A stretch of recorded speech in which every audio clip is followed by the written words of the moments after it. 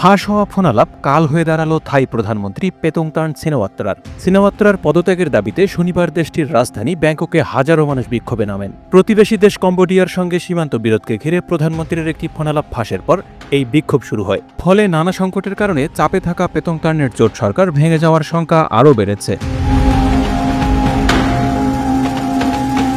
মনে করা হয় 2023 সালে ফিউ থাই পার্টির ক্ষমতায় আসার পর এটি সবচেয়ে বড় বিক্ষোভ। ভারী বর্ষণের মধ্যেও হাজারো মানুষ এই বিক্ষোভে অংশ নিতে দেখা গেছে। 38 বছর বয়সী প্রধানমন্ত্রী পেতোংতার্নকে অর্থনীতি চাঙ্গা করা এবং দুর্বল জোট সরকারের ঐক্য টিকিয়ে রাখার চেষ্টার পাশাপাশি আগামী মাসে অনাস্থা ভোটের মুখে পড়ার ঝুঁকি সামলাতে হচ্ছে।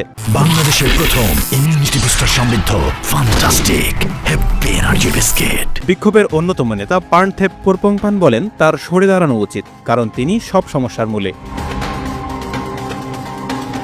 গেল মে মাসে থাইল্যান্ড ও কম্বোডিয়ার বিতর্কিত এক সীমান্ত অঞ্চলে দুই দেশের সেনাদের মধ্যে সংঘর্ষ হয়। এতে দুই দেশের মধ্যে উত্তেজনা ছড়িয়ে পড়ে। তবে সর্বশেষ পরিস্থিতি ঘোলাটে হয় যখন থাই প্রধানমন্ত্রী পেতোংতার্নের সঙ্গে কম্বোডিয়ার সাবেক প্রধানমন্ত্রী হুন সেনের একটি ফোনালাপ ফাঁস হয়। এতে তিনি থাইল্যান্ডের এক সেনা কর্মকর্তার সমালোচনা করেন এবং হুন সেনের প্রতি অতিমাত্রায় নমনীয় আচরণ করেন। হুন সেনের প্রতি এমন নমনীয় আচরণ থাই জনগণের মধ্যে ক্ষোভের সৃষ্টি করে, যে ক্ষোভ পরবর্তীতে জনসমুদ্রে রূপ নেয়। শুরু হয় তার পদত্যাগের দাবিতে তীব্র আন্দোলন।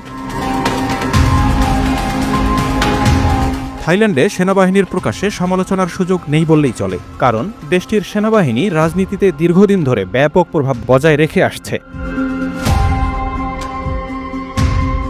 এদিকে ফোনালাপ ফাঁস হওয়ার পর প্রধানমন্ত্রী পেতোংতার্ন দুঃখ প্রকাশ করেন। বিক্ষোভের অন্যতম নেতা পার্নথেপ বলেন, থাইল্যান্ডের অনেকে মনে করেন প্রধানমন্ত্রী ও তার প্রভাবশালী বাবা থাকসিন সিনাওয়াত্রাকে কম্বোডিয়ার সাবেক প্রধানমন্ত্রী হুন সেন নিজের স্বার্থে ব্যবহার করছেন।